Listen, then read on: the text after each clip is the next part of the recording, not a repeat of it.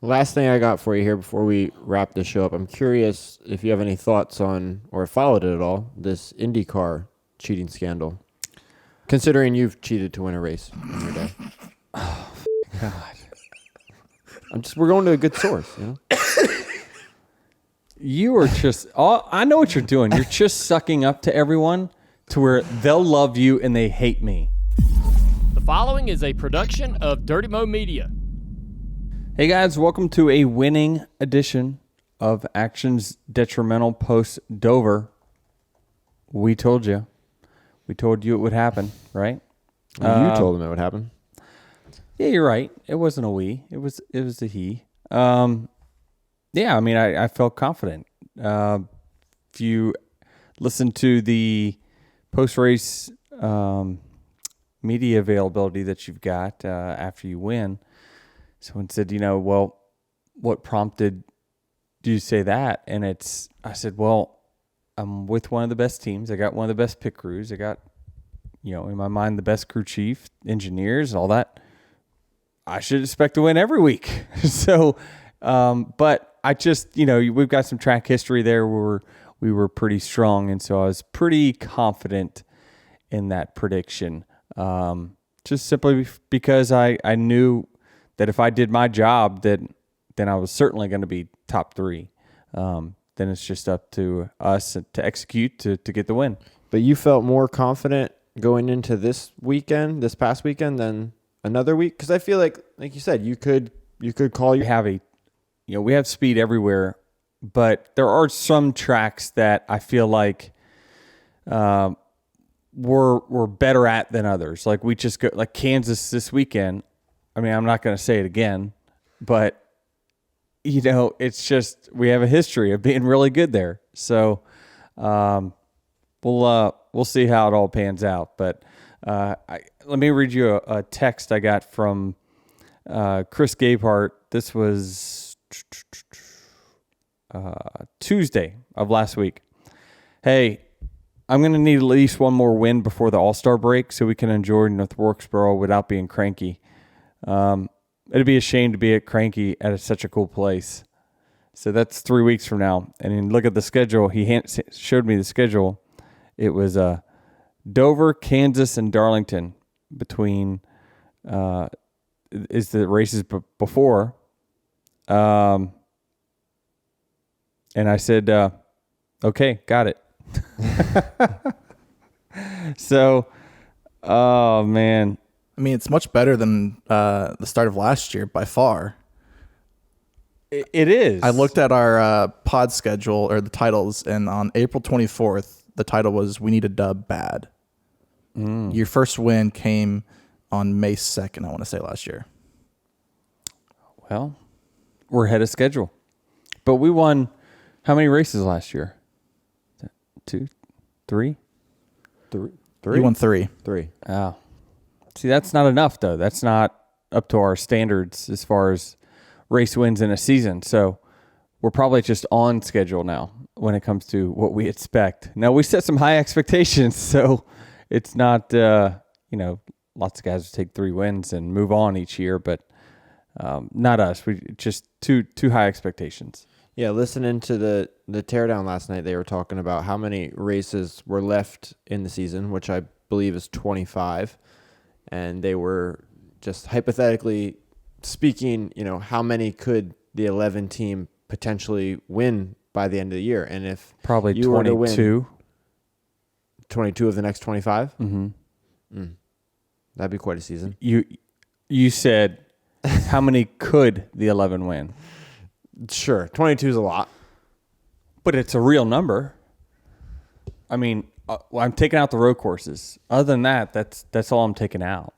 Sure, but they had said that realistically, they would expect realistically you would win 4 of the next 25, and if you won 4, that would be a 7-win season, and then that would actually probably be pretty disappointing if you only won 4 of the next 25 races based on how you're running. You're probably right.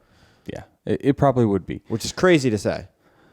Yeah, I guess so. I mean, man, if had we won Texas, I mean, we were running around 10 laps to go at Texas, just cruising to a victory, and that turned upside down. So you just never know what can happen. Take out Phoenix, obviously. Wrecked racing for the lead there. Well, I was talking about going forward. Take that one out. Is Brickyard the one that you want the most? Yeah, Brickyard I really want bad. We're actually going to test there as well, the 11 car. So we're that's the one test we signed up for this year. We raised our hand and said, we'll take that one. I think there's a test. Yeah, I'm pretty sure there's a test. There's a test. So any off-track stuff we need to cover? I don't think so. What about you? Are you a new homeowner now? I will be in a little over a month. Wow. A little over a month, yeah. This is a big change in your approach on life. You were trying to live out of a car for a while. I still am. I think that you wanted to get this Sequoia from Denny. Well, that's still a possibility. It's the problem is with that, the back seats don't come out, so we're gonna have to renegotiate our deal based on that. But yeah, I think that's still a possibility down the road. We'll see what happens after your career ends. Okay. Well, hey, the Ham fam got you a housewarming gift, so I'm gonna give it to you. Okay. Okay. Oh, I see this. Okay. You might want to pull your mic over. I know, but I'm gonna hit my head on this thing. So here, I'll let you open it up. I have a feeling I know what this is. Travis, do you want to rework a camera here before or can you see this on camera? They see it on the big one right there. Okay. It says, Jared, congrats on your new house. Love the Ham fam. Denny, Jordan, Taylor, and Molly. There it is, folks. There it is. He's back, baby. The purple. The purple 560 vest. Wow. We got to thank our friends at NASCAR. Just as dirty as it was when I dropped it off. Exactly right. Never been washed. Exactly. Got the pizza stains and everything on it. You don't need pizza. Let's not kid ourselves. Yeah, so thanks to our friends at NASCAR for getting that. Rob McKinney, Patrick Rogers.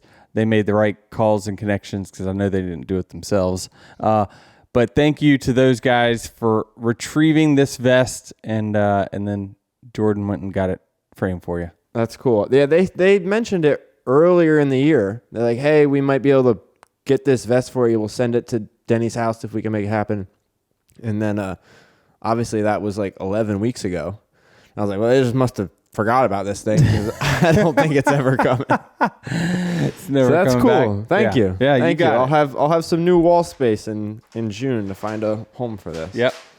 All right. But the one thing I was going to mention off track is that since this was Dover and I'm from New Jersey, my parents came down to see this race. They've been to, I think they said 8 races now since I started working the sport. You've won 6 of them, DQ'd from one. Oh, they came to Pocono, huh? Yeah. Well, I think they're good gonna luck. Book tickets to Phoenix next. So they must be going. Are they just going all the Northeast tracks? Well, they've been to all your Pocono wins, so you can count all those. Wow. They come to every Pocono race. All right, book them to Pocono this year. They came down to. My brother came down to Bristol last year. I beat your favorite driver. Mm-hmm. My parents then came to Bristol this year. They were here for Dover. I think that's all of them. Well, and they were in Homestead. I think you had a shot to win that one too. Damn. All right. Yeah, they're good luck charms for sure. I love seeing on social media those that if they don't tweet you anymore, do they X you? No. I still say tweet. Yeah. They tweet me and they showed like, hey, I've been to X amount of races and you won these amount, this amount. And so it's great to see those that are my good luck charms in the stands. Thank you for that. Old Steel Horse Live is a guy that I raced online with a few times. He says he's been to 3, won all 3. this year. So let's get in the Xfinity race. Ryan Truex wins really on the last lap. Didn't lead but one lap. I think it was the final one. Heck of an Xfinity race. You had kind of the threat of rain the entire race for the most part. It just, you didn't know if it was coming. There was kind of a pocket of dry air and then rain all around us. And, you had the 00 and the 7 battling it out. They had a close battle all race long. And then the crew chief, saying, pit, oh, wait a minute, it's too late. No, it's fine. We'll be fine anyway. And then they end up running out of gas. The race goes the distance. So Ryan Truex, after a late battle with Carson Quapple, you've got Austin Hill there. Man, that was a heck of a finish for that Xfinity race. Yeah, I thought for sure there Carson Quapple was going to get his first Xfinity win and only a second start. Yeah, he does a phenomenal job. Very similar background to Josh Berry, and kind of their upbringing, and has really just won a ton of races in the late models here in the whole Mid Atlantic area. So he's a great driver. He is really, really good. Just to have 2 races, and I mean Dover's nothing like any track that he probably races at or has raced at in his entire life. I think he had like one of the fastest cars in practice as well. He was just wheeling that thing. So great to see, these Dale Jr. giving these young guys some opportunities, and they're showing up. I'm curious to get your take on this. Ryan Truex said that he was more proud of this win than his Dover win last year, because last year he just had a dominant JGR car and drove around up front all day. And this one, he had to work a little bit more for it to stay up front for that opportunity at the end to come his way. You've had races like that. Would you agree with that? Like, how do you rationalize the that? Emotions are just higher because at some point of the race, you probably concede that you're not going to win.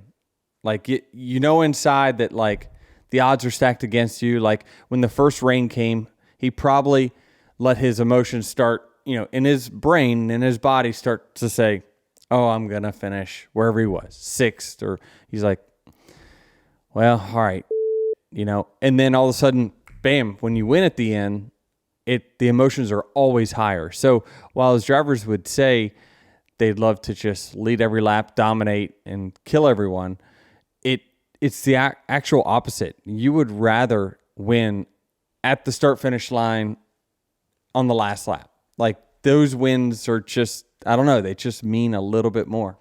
Do you have any reservations as a driver or competitor that you're like, man, I don't know if I deserve this one, but hey, I stuck around and made it happen at the end. I mean, I think he did, just simply because I was looking at the lap times in the bus when I was watching the race, and the 20 had speed all race.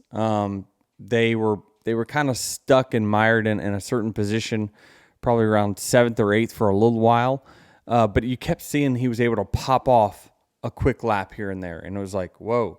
So it was possible. It just, things had to work out just the way they did. He got rain cautions when he needed them. Those other guys had to peel off because they were out of fuel. Next thing he knows, he finds himself in the first couple rows and executes the restart and does a great job and passes them. Yeah. So he does his job and wins on Saturday. I thought for a moment there in the Cup race that we were going to get a repeat of 2023 and a Truex sweep. Yeah. Because Martin was also very good in the Cup race. He was. To get in the Cup race, he passed me, I think, in stage 1. Well, it was when I bobbled up the racetrack. Remember that one restart into turn 3?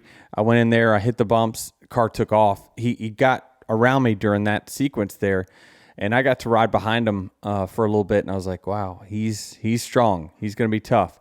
And then then one more caution after that, me and the 5 were battling, side by side for 5 laps or so. It just showed you how much track position. We all knew how big track position was, so no one wanted to give an inch, usually at that stage of the race on a wide track, you don't fight that hard, but we all knew how important that lead was.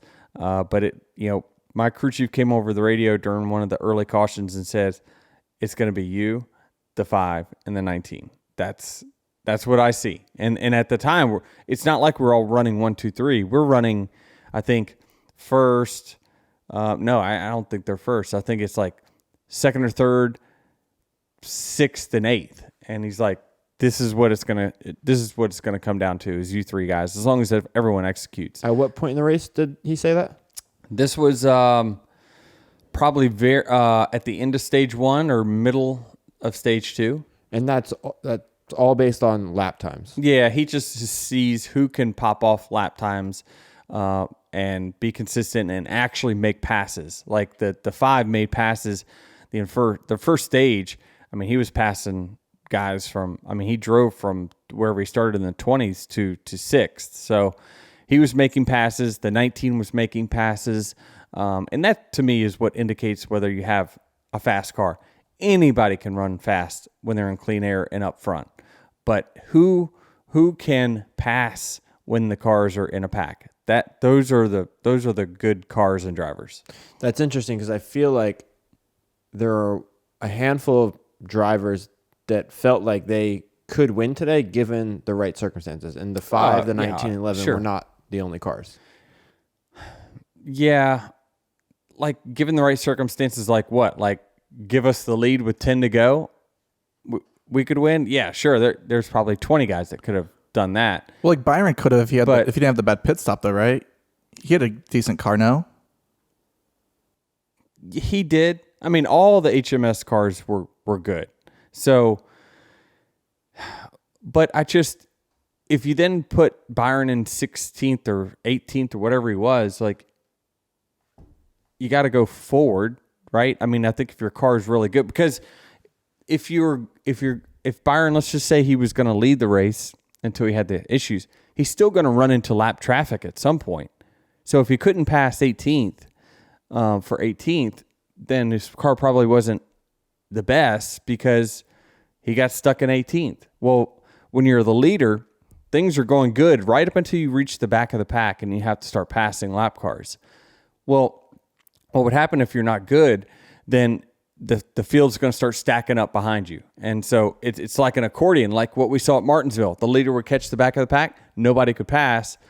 And so then everyone would just start going towards the leader. And at one point of that race, you saw the top 5 or 6, we were all within a second of each other, just right on top of each other because the leader couldn't pass. And I think it was the 5 at the time.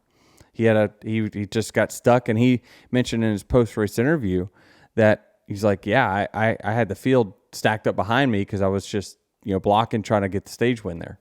Yeah. Does that? Yeah. They mix that up all the time. It was when Truex won stage 1. And Suarez was trying to just hold on to the lucky dog spot. Right. Okay. And that's when that stack up was occurring. Truex just drove by both of them. Yeah. I'm coming through and won the stage with a caution at the end. It was, it's just, everyone's just so equal. I know that they, at one point, Fox put on their ticker there, their pylon, the lap times from the top 20, and like everyone was running a low 24, like between an O and a 20.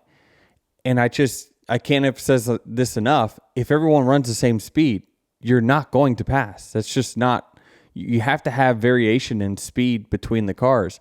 And what they're doing is, that's what they're trying at North Wilkesboro in the All-Star race, is a tire to create, maybe running, let's pretend we're at Dover, a 2350. And those that are struggling because they've worn out their tires would be running a 2450.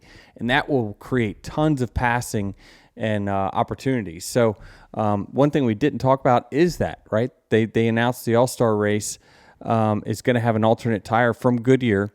So as much as we give them crap, we have to say great job on at least, coming up with something for this All-Star race. Yeah. I guess we skipped right over that off-track stuff. We've got a lot of All-Star discussion. Kevin Harvick's going to be racing. Kyle Larson's going to miss practice and qualifying, a handful of different tires for the race. Yeah, it sounds like, the only concern I have with the tires is that are they too close in speed at the beginning of a run? That would create, if they are, then you would certainly run the harder tire because it will last longer. So I don't, they ran that tire and I saw the lap times of it and it was faster. It definitely was faster for 6-7 laps. But we'll see how it all pans out. I wish they would kind of let you mix and match the sets, to where maybe you run the soft lefts and the harder rights. But they said you can't do that. You have to pick the set of 4. You can't mix them because I think that would be the fastest set is to put softs on the left, hards on the right. Was this something that NASCAR came to the drivers and got your guys' thoughts on this, or how did this come about? No, they didn't gather our thoughts that I'm aware of, but they used Bristol as kind of a, hey, we can create that. It's an all-star race. Why not? Let's try it. The only tricky part is this is a new surface, and so it's going to be pretty smooth. So it's going to wear those soft tires out really, really quickly. And so what's cool, though, is I think that they're making us start the race on that soft tire. So the beginning of the race, who knows how this thing's going to pan out. I mean, it could be a survival. What would be a success in this experiment? That's a good question. A success would be lots of overtaking, passes. Let's just call it passes. That's what we want to see, right? Is because North Wilkesboro was going to be a huge challenge. If you put us on hockey pucks for tires, ones that we call hockey pucks, like the really hard tires that don't wear out, it is that it would be an aerodynamic race. I hate to say it, just a follow the leader type of race. But with this alternate tire, what you're hoping is that it's got enough grip in it where people will choose, knowing maybe there's a short run coming, they'll choose this tire, be able to pass people on hard tires, and then they fall off. So, but those people were hoping for a caution during that time. So I hope we get to use them all. I hopefully, it would be good if they actually limited how many sets of, I'm thinking out loud here, limited how many sets of hard tires that we have. Well, isn't it 2 and 2? And you have to use all 4? I don't know if that's true or not. I think. Okay. They were talking, Clint and Kevin were talking on the broadcast about having the additional set of tires was an option set. I think that's what Kevin called, and Clint's like, no, it's not an option set because you have to use it. So it's not optional whatsoever. You have to use it. Well, they are saying it's an optional set, but I think I saw where you have to start the race on those. With it only being, I think, a 200-lap race. Is that right? 200-lap race? I think we won't use many sets of tires anyway. So you're just hoping that these softer tires can at least hang on for 50 laps. That's going to be a stretch, I think. It just depends on how much the track rubber's up. All that plays a big factor into how long these tires will last. But hey, it'll be fun to at least try it. A cool racetrack. We got the format's pretty straightforward. Not too many crazy things we're going on. So I think it'll be a great experiment for sure. Have you and your crew chief spitballed ideas on how you would use these tires? No, not yet. We won't get into that till the week of the race because we're concentrated on the next one. So yeah, I'm sure they're doing research in the background now on the tire, how long they think it will go, how different does the car need to be for those sets of tires. The teams are doing all that work now to distinguish that, and then we'll get into actual strategy the week of. What do you make of Kevin Harvick filling in for Kyle Larson? Surprising. When Kevin tweeted something about that, about NASCAR makes him do things he normally wouldn't, but he, this is I mean, I think it's a big thing. It's certainly, from a PR perspective, I think it's golden. I think they did, great job making sure that 5-car is definitely going to be a focal point of what we're talking about during practice and qualifying, because you've got Kevin Harvick in that car. And so I think it's genius on their part for sure. While Kyle is at Indy, I think he's practicing, right? He can't afford to miss any. If he's going to really take this whole Indy thing seriously, which he is, you don't have enough reps in those cars to miss any of those practices. So I think he's doing the right thing by staying in Indy and then, letting his guys, they know what they need. He's got 3 good teammates he can lean off of for setup stuff. They'll come up with their own setups, and Kevin will drive it. He'll do a great job, and Larson will be a factor when we go to race for sure. I think too, it gives Kevin some knowledge for the broadcast. On Sunday. Absolutely. So he has more information to work with because he's actually in the car, right? Yeah, that's a good point. I certainly think that is a factor. Back to Dover. Where did we leave off here? Well, just kind of where we were all kind of stacking up there in the middle of, at the end of stage 2, behind the 5, because we were talking about, a good car versus a bad car. Good car, good driver, in my opinion, can overcome the traffic in some sort of way. Now, it might be a grind, but they can do it. The 5 did it early on in the race. The 48, you got to give him props because I followed him for a decent portion of the race. He was very, very fast as well. He was probably one of the fastest cars in the first 2 stages. I know because I was right on his ass when we were running probably 6th and 7th. And we drove all the way up to 2nd and 3rd, behind Larson. And we did it running nose to tail. He was running a different line. I was running a different line. But I could see the speed in the 48 as well. So, kind of the key moment was kind of on there on pit road. You've got us coming out 3 wide. And at that point, I think I'm in a good spot. And they said, the 14's got to come down and pit. And he's right in front of me. And you saw, where I kind of went to the right a little bit, is because the 14 was pitting, and I was trying not to spin him into his own guys, and I'm not checking up for him turning in because this is for the race lead off of pit road. We know how important it is. Can you break down how the speed on pit road works in those situations? So for the 5 car and the 48 car, they're coming behind you. The 5 car was pitted only a couple boxes into pit road. So he's very early on, right? So he comes in and pits and he comes out. When he comes out, is he reaching that speed, the pit road speed limit, and he's just holding that for the rest? How are you getting up to it? And when you come out of the box, and do you have time to see that, okay, he's coming, I can accelerate a little bit? Or yeah, you can't. All I try to do is get to my lights as quick as I can to my max speed and then hold it. Same as what he did. But he established, since Kyle was on the backside of pit road, he established his speed very, very early. So at that point, he's just hoping cars don't, slow down and pull in their pit stall, or maybe they're coming out, and that could potentially bottle up pit road as people are coming out. Some are coming in, like what we had there. So that's the only risk you run when you pit way back there versus when you pit up more towards the front where we were at.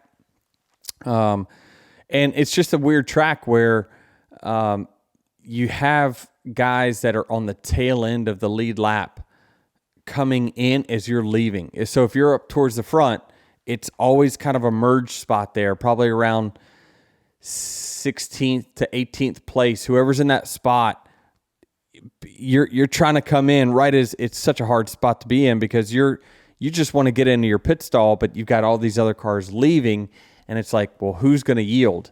And my approach or thought process is that usually the person that's up towards the front gets the right of way. They're the ones that shouldn't have to lift. But for every driver, it's a little different. Is pitting in those situations the most stressful moment of the race for you? Oh, for sure, because that pit lane is so narrow. I mean, as you saw, we were 3 wide, but it only for a second, because it is like if someone came out next to me, it was not going to work. We were just all going to collide. So it's a very, very narrow pit road. What's the communication like between you, Gabehart, and your spotter there when you're leaving and what they're telling you? Yeah, it's a good question. I think it's different for everyone, but the same for most, and that is that the spotter carries me into pit lane. He takes me. I'll tell you how it works on our team. He takes me to 10 away. So once we get to 10 away, he releases me, and now the crew chief takes over and says, all right, you're 5, 4, 3, 2, 1. And then when I leave my pit box, so what he's doing is he's probably on the box looking down pit road to see who's coming, because he knows the pit stop is about to be over. So as they come over to the left side, Gabehart is probably looking back to see, is he going to have to clear me leaving my pit lane? And he did tell me at the time that I had cars on the outside. So when the jack drops, I take off and I immediately listen to him to see how far can I go to the right. And what is he saying in your ear? It's hard for me to remember exactly, but he'll say 1 outside or 2 outside. And so if he says 1 outside, then I know that I need to come out and merge to the right, but leave at least 1 lane out there for whoever that car is. If he says 2 outside, then I've got to leave 2 lanes to the outside. But the pit lane is so narrow, you don't really have the ability to go any further left than that, especially when the 14's turning left into his pit box there. So at my point, what I was looking at is that, hey, I'm ahead of these guys, so I'm going to take that inside 3rd lane and let them figure it out from there. Because had I come out, kind of on their quarter panel or behind them, I think that I need to be the guy that kind of lifts there.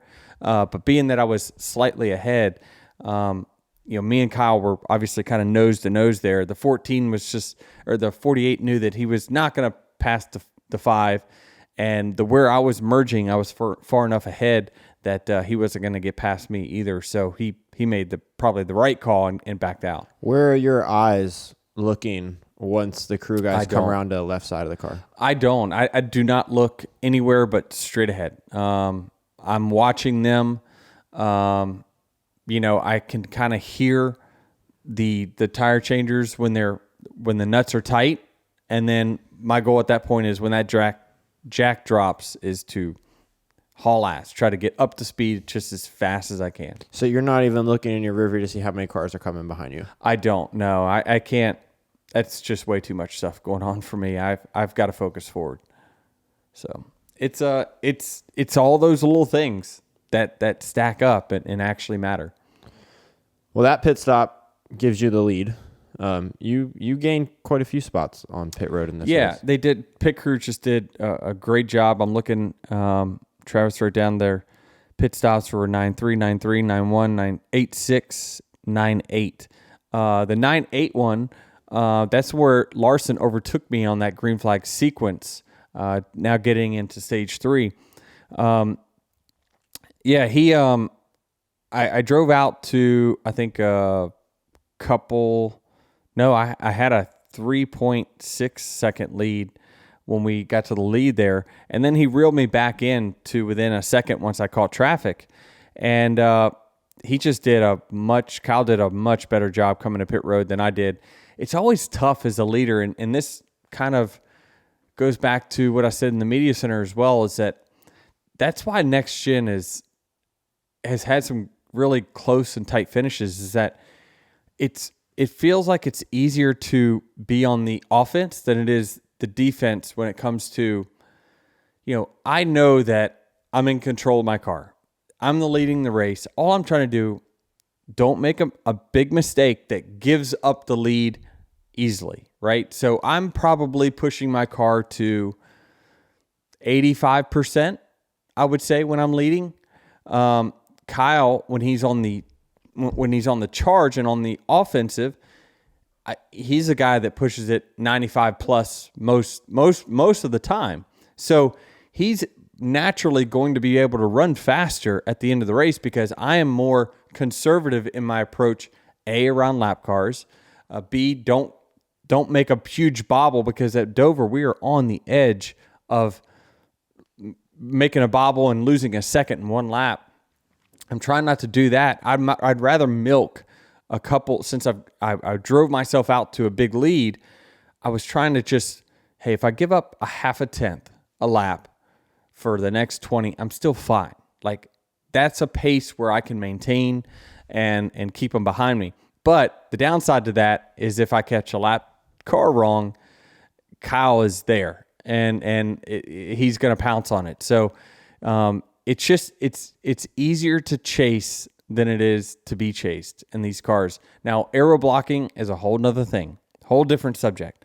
But you just have the ability to push your car more when you're chasing versus leading. That's the right thing to do, because when you're leading, if you're pushing your car to the absolute edge, you're more than likely going to make a mistake and you will lose the lead easier than if you just take it down one notch, keep it under the tires, and make sure that, okay, I'm just going to defend from this point on. Well, aren't you concerned as a driver in that point where you're using you as an example, because this is the situation you were in yesterday, but I'm asking as a whole, right? If any drivers in this situation, if you're leading a car by 3 to 4 seconds, and as the leader, you're kind of just milking that lead right now. If you let him get into a 1 second back, like Larson did before that pit cycle, that now that opportunity for him to jump you on pit road is greater than it would have been if you kept the lead at 3 seconds. Absolutely. Well, I didn't try to milk the lead before that green flag sequence. I was trying to go as hard as I could because I wanted to put lap cars between us. But he reeled us in because I caught the back of the field and I started slowing down because I got caught in traffic. There were cars trying to stay on the lead lap and everything. So I wasn't, he had the cleaner track. And so while I drove out to a lead because I had clean track, once I got to the dirty air, he just started coming back to me, and then he nailed his pit entry. He took a much different one than you. He stayed higher and then came in. By the time he got to pit road, you guys were bumper to bumper. He was on my ass. I felt it.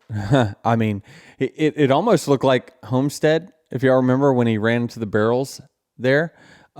He was trying to do the same thing to the 12 during that race, but he just executed it perfectly this race. Like, he learned from that, and he killed it. He just did a phenomenal job getting on pit road, and so much that it caught me off guard that I felt a bump, and I'm like, what the hell? I'm like, oh, shit, he's on my ass.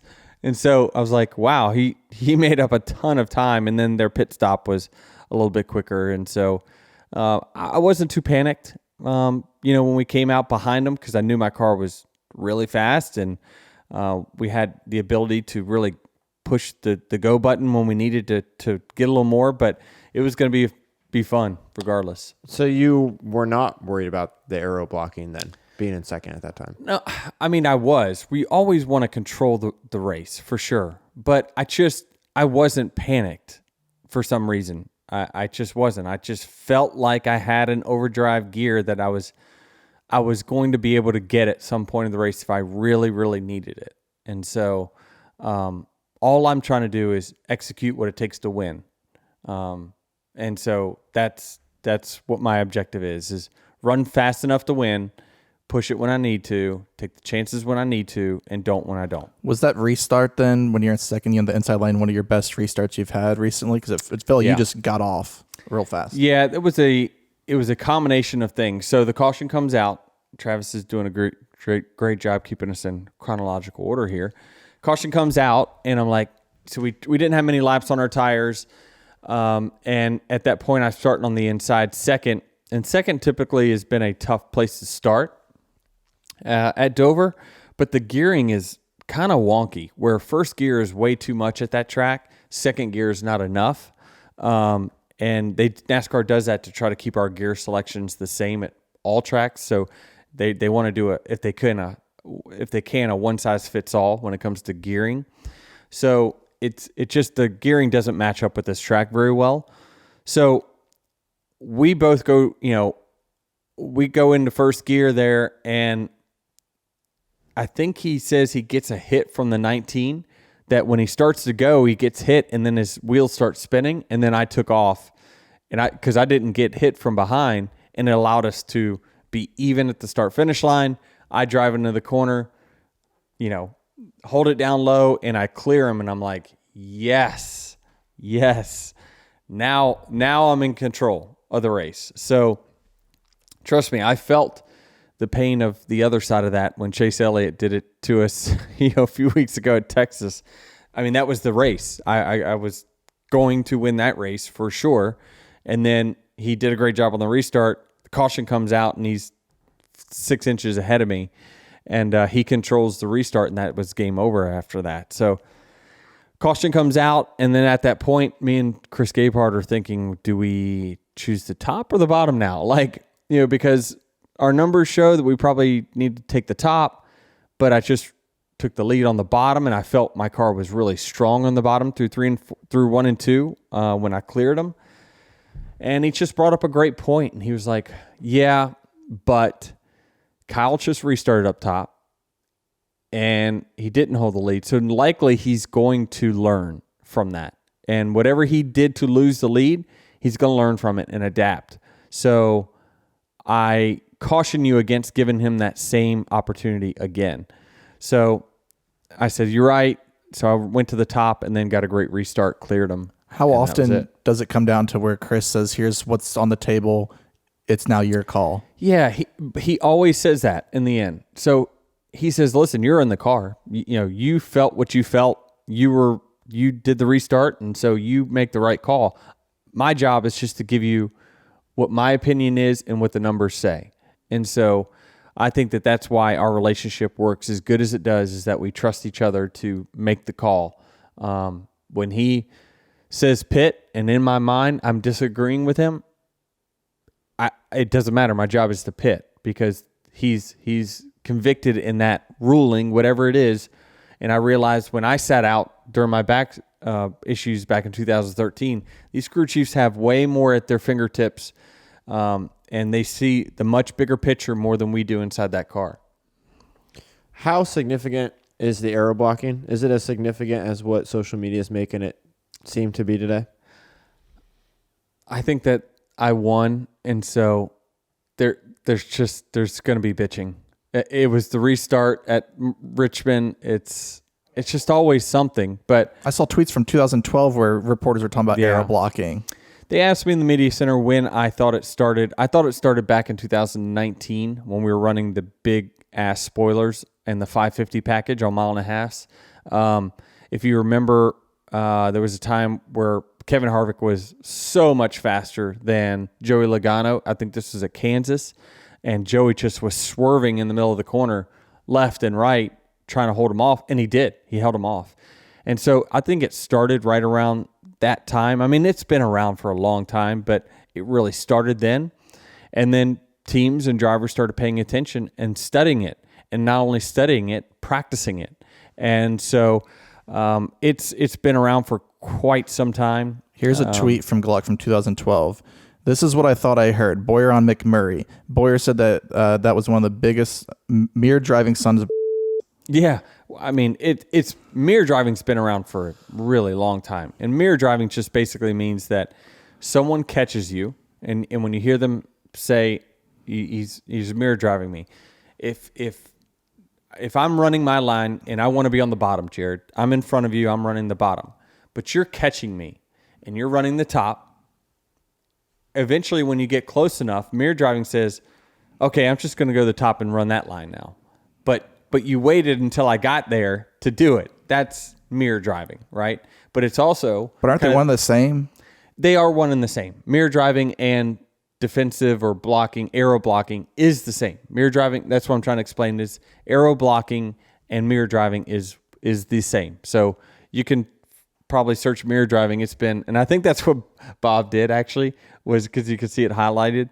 He looked up mirror driving, and these tweets popped up from 2012. So it's been around for forever, and you're not going to change it. There's no rules that you can make to change it. I saw where people said, Kyle Larson, I think, said, well, if they took the camera away, for me, I looked at my camera a few times during the race, but not very often, unless I was just kind of checking my gap on a restart. So that's certainly not going to fix it. As long as we have spotters kind of telling us where to go, which we got to have those. There was a silly suggestion of not letting the spotters spot. I mean, we got to breeze over that because that's just not that's not going to work. You're not going to keep people from doing what they know is the best way for them to win or protect their position. So it will not go away no matter what. What you have to do, the only way you can get rid of this is to make it to where there's lap time variance. That second car is just so much faster than the first car that he's going to get around no matter how much you choose to aero block, or you shouldn't be able to swerve in the middle of the corner and hold somebody off. So I think that you've got to have a bigger variance in speed of cars. That's the only way we're going to get rid of this in the long run. But you also, if you're the leader, you also need to be able to run that line that the guy in second is running efficiently, right? Like if you couldn't run the same line that Larson is running, then mirror driving is not going to work for you because your car is just going to be worse. Exactly right. Yeah, you've got to be able to get to the top or the middle or whatever it is and run good lap times. And for me, that's what I care about. As I'm leading that race, I'm looking at my lap times every lap. And I know that if I just keep doing this, that will be good enough to win.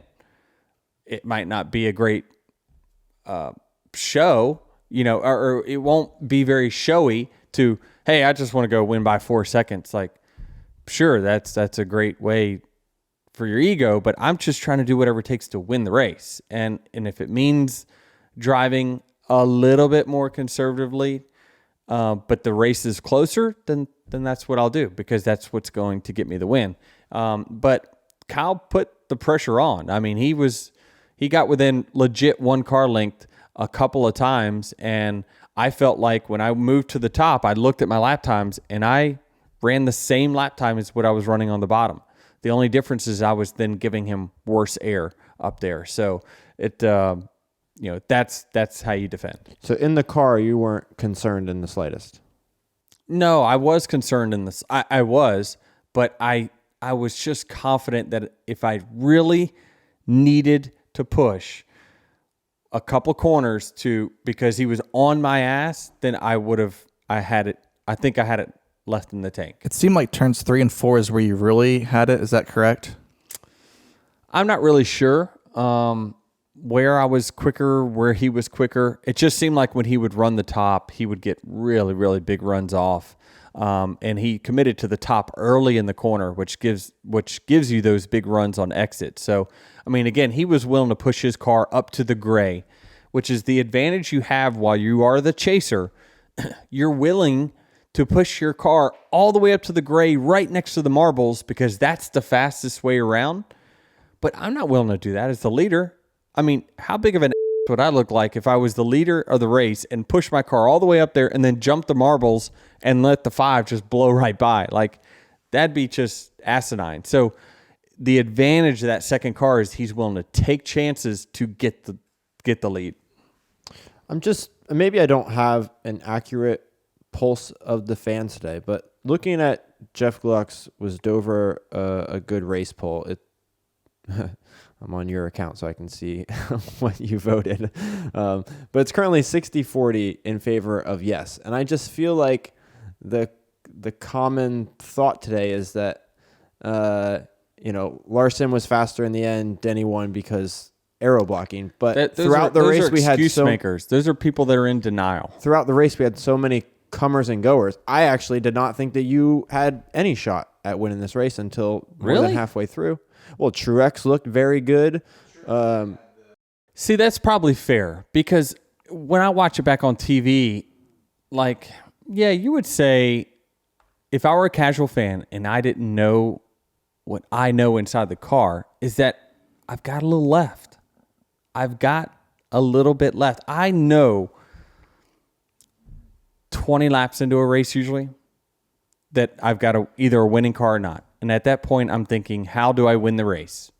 I'd love to win all the stages too, but how do I win the race?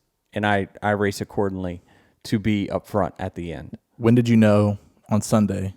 Did you know 20 laps in, or when did you know? Towards after the first pit stop.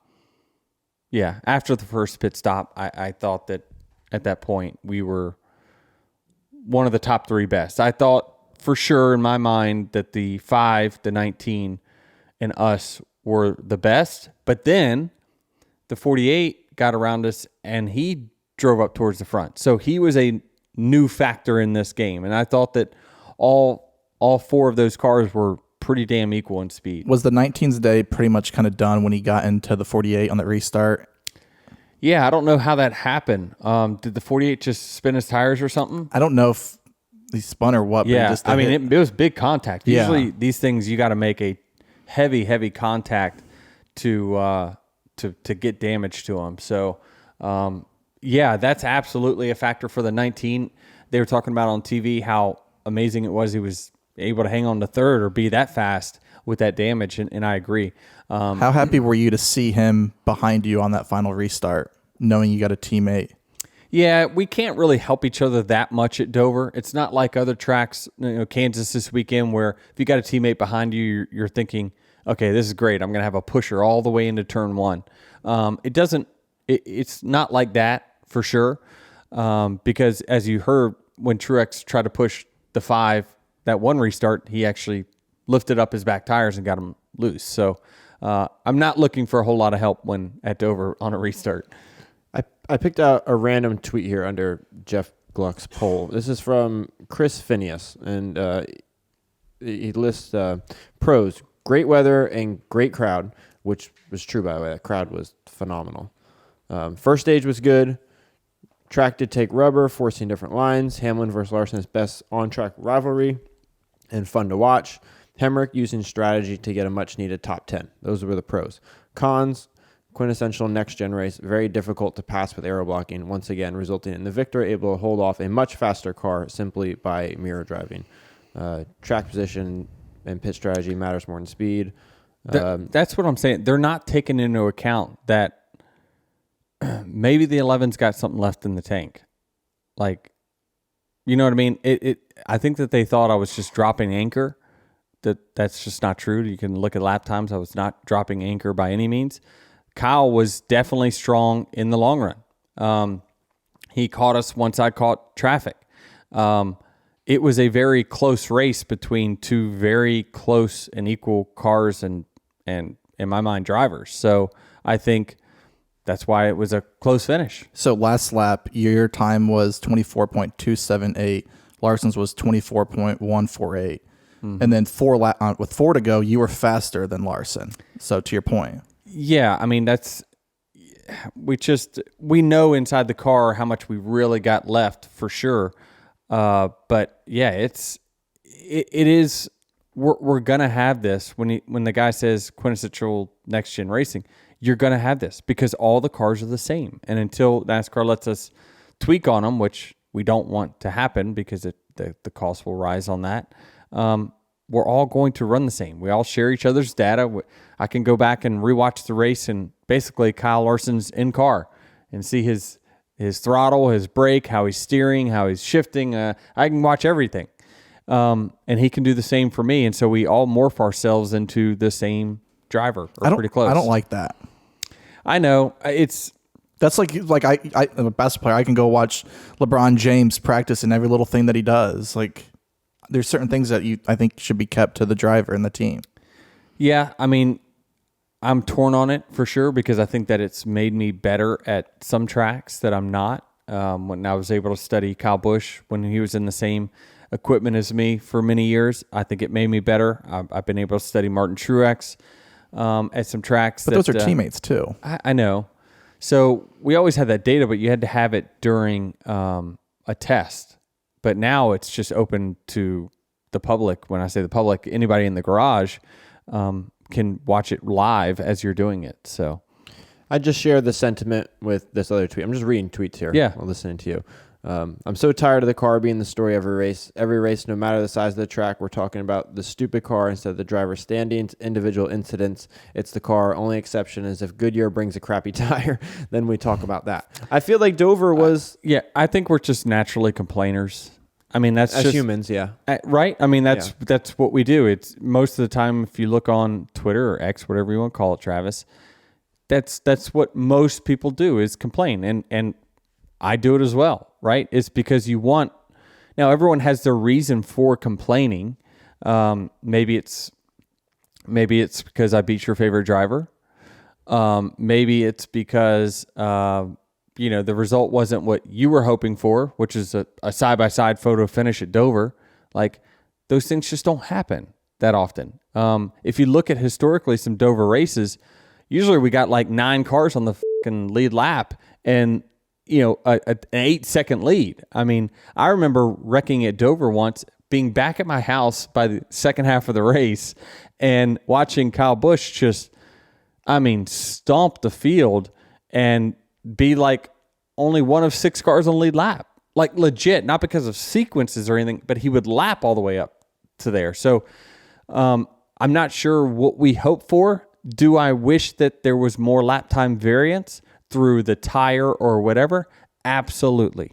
If you look that last run was 50, 60 laps. We only dropped off 1 second. I mean, that's not a whole lot, to be honest with you. I ran a 30 or 23 teen when I was out front, and I finished the race running, you said 20. So I felt like once they all the tires fall off, but then they plateau. We got to get them to stop plateauing. So the tire, it gets to a certain heat, and then it falls off, and then it stops wearing.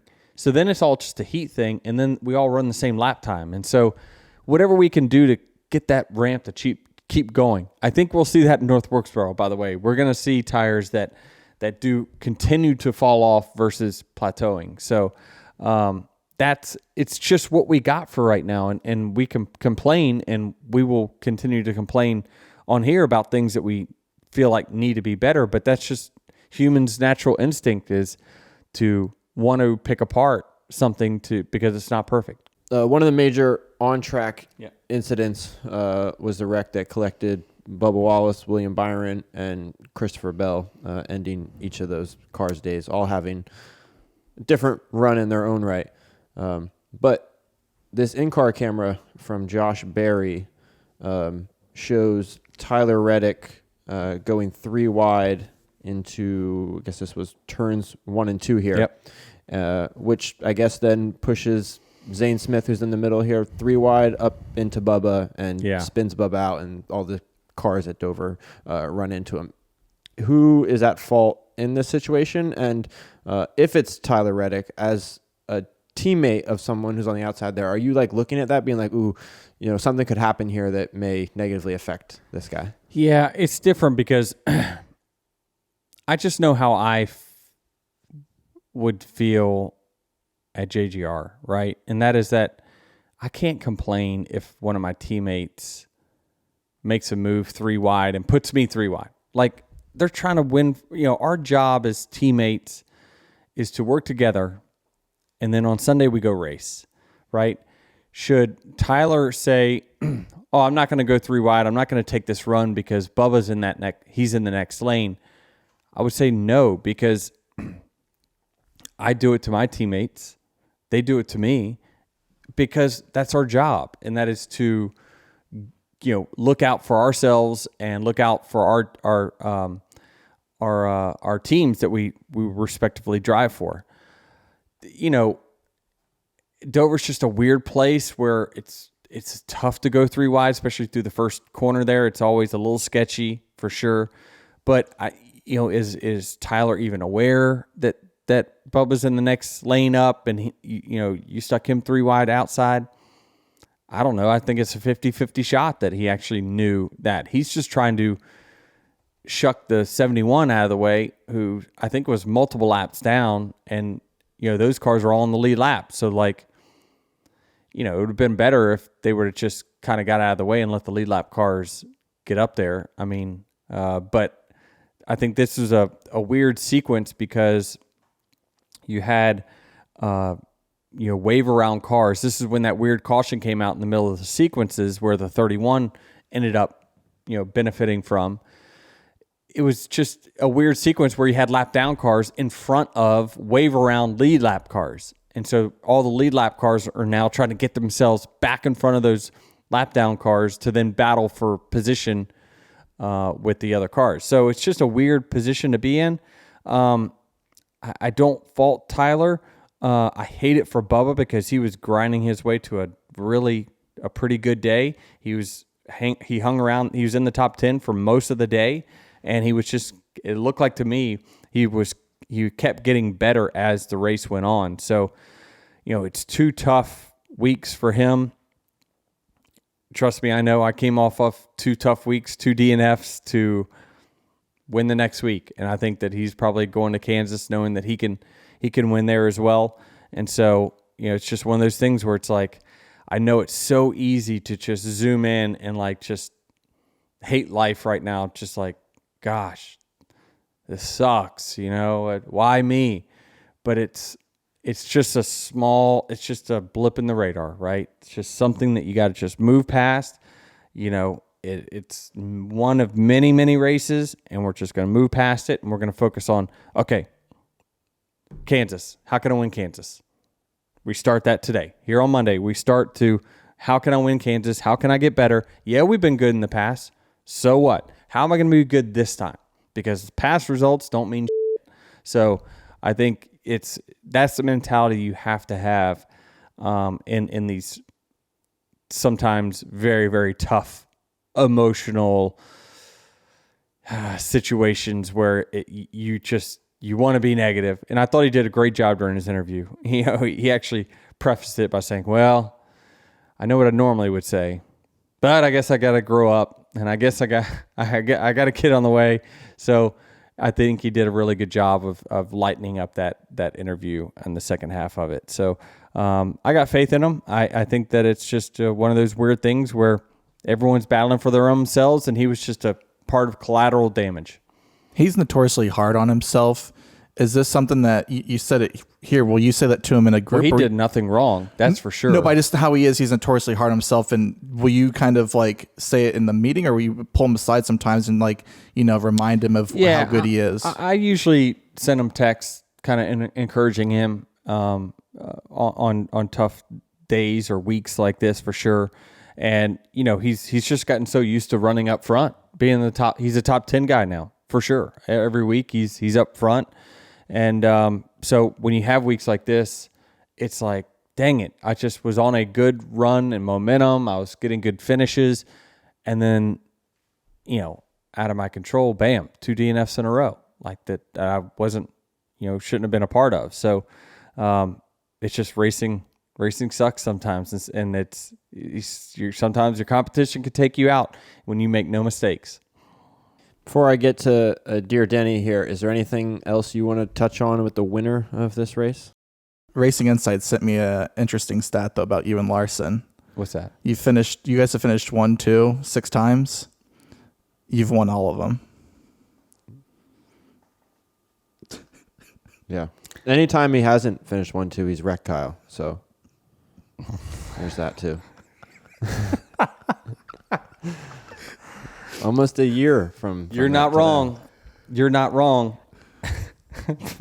Jared, we see where his allegiance rides. Yeah, Jared, what are you going to do to get a Denny Hamlin sticker? So many comments. I love reading the comments on YouTube and stuff. After he does that, are you going to take it off or no? No, it's a cool sticker. No. I would happily. I tell all the JGR guys, you want to give me some stickers, I'll put some stickers. They just don't make. Hey, y'all hear that? Denny Hamlin stickers. How about 2311? Sure. Maybe some stickers? Okay. Sure. You're trying to load your stuff up? Yeah. I got 2. I figured, didn't you used to have one? I did. I had an old laptop that had stickers all over it. Yeah.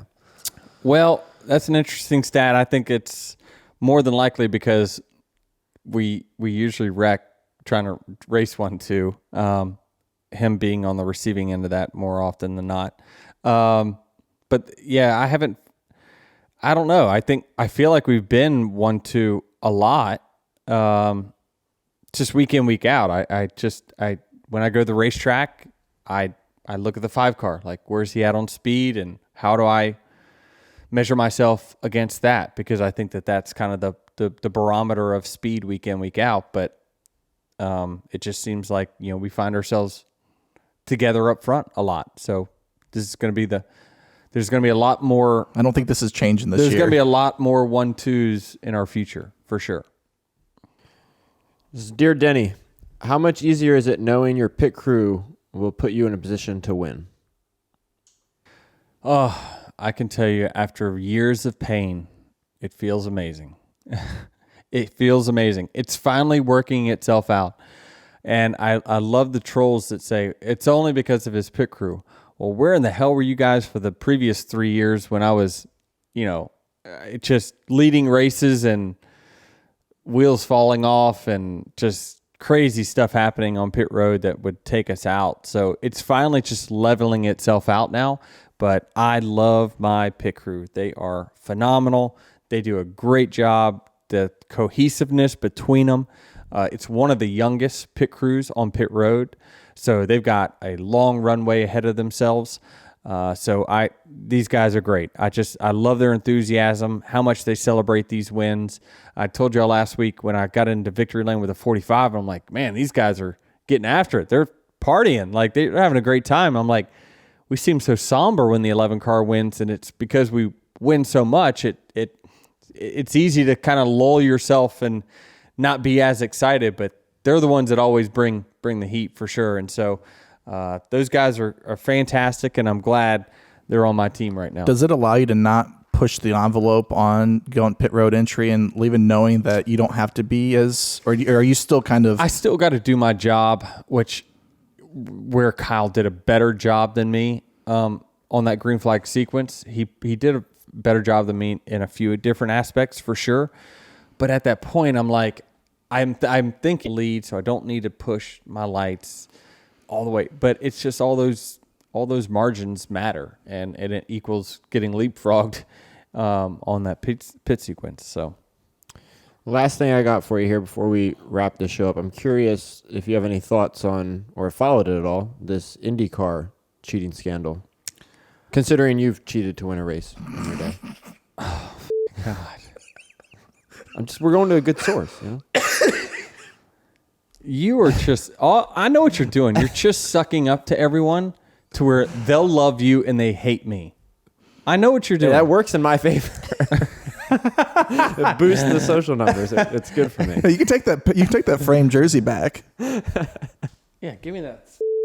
Give me that thing back. You're not getting it. I haven't really kept up with it, other than it seems like they were adamant that it was a mistake, an oversight at Penske. So did you hear Joseph Newgarden's press conference? Yes. So I kind of actually believe him, because he says, if you listen to my in-car audio the other day, you can hear me saying, so he was thinking that it's supposed to be there.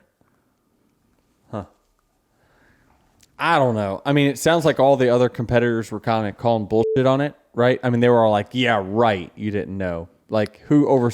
And apparently at Thermal, which is their preseason test, you could use it at certain points that you can't in the season. I can see why there would be confusion, but that is a large oversight on this team's part. If it is in fact a oversight, yikes! That's someone's not doing a very good job. I just thought the reaction to it all was interesting, coming from a NASCAR world where, historically, cheating or getting a little edge here and there has been. Yeah, but that's like messing with the engine. Like, the engine tire, like NASCAR gives you, those are the things they do not.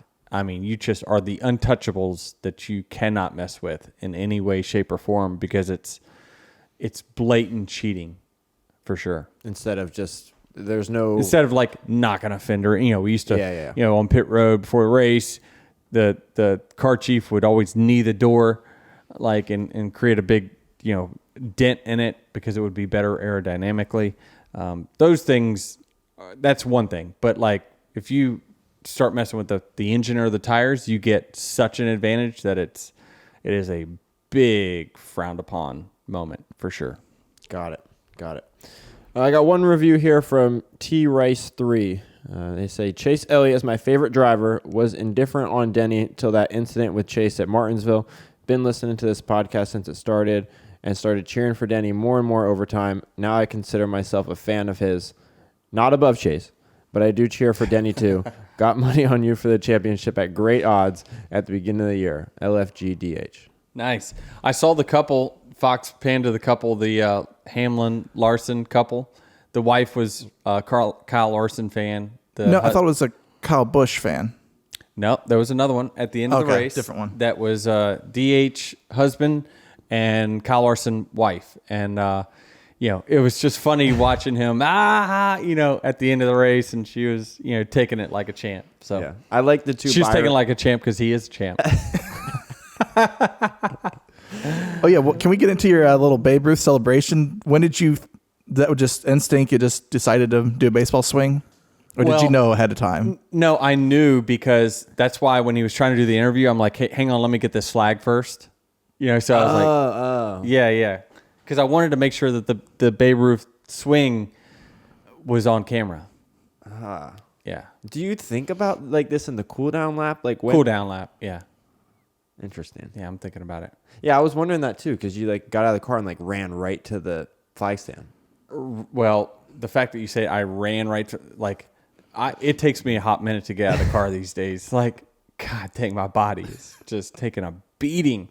And that track is one of the most physically demanding that we've got. But yeah, I waltzed over to the flag stand and got the flag so I could do the Babe Ruth point out to what's the guy on the character? What's his name? The catcher. Son of a gun. Oh my gosh. Ham. Yeah. Hey, Ham. Yeah. That's right. Ham. That was a good edit you did. Put my face on him. It was a nice swing you had there. I actually had that T-shirt. I had that T-shirt upstairs of him doing that. Oh, really? Yes. Shit, I should have worn it. Yeah. God dang it. I totally blew it. But I think I celebrated enough. So, yeah, I did it during the 2012, I think it was 2012, race at New Hampshire as well. I did the whole, pointed to the outfield in the post race. Did you call your shot yes. that race too? Yep. It was Thursday of the week.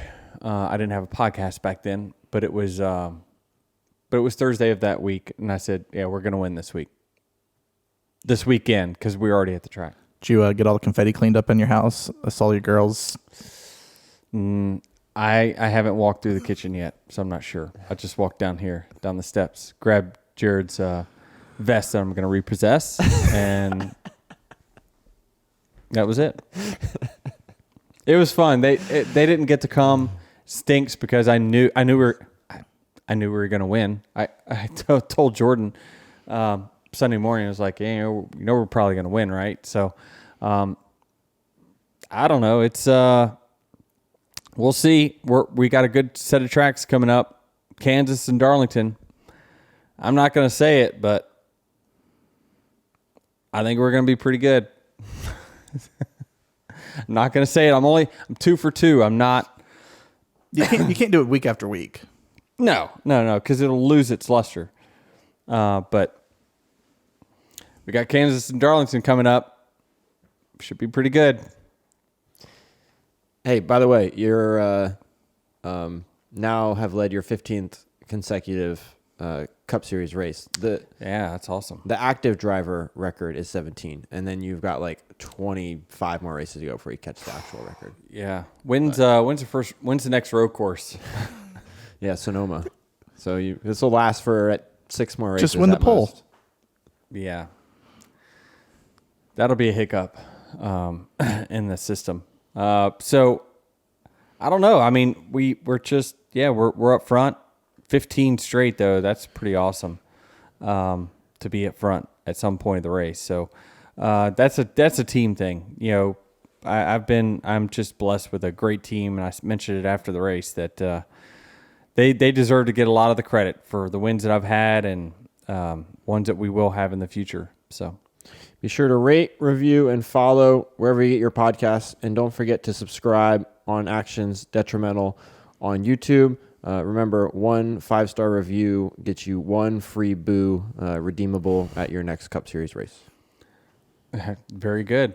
Hit 50-50 crowd at the intros, I thought. I think it's trending up. Okay, good. Well, thank you, Dover crowd. You turned out big numbers. It was awesome to see everyone. Had a great race day and a dub. See you next week.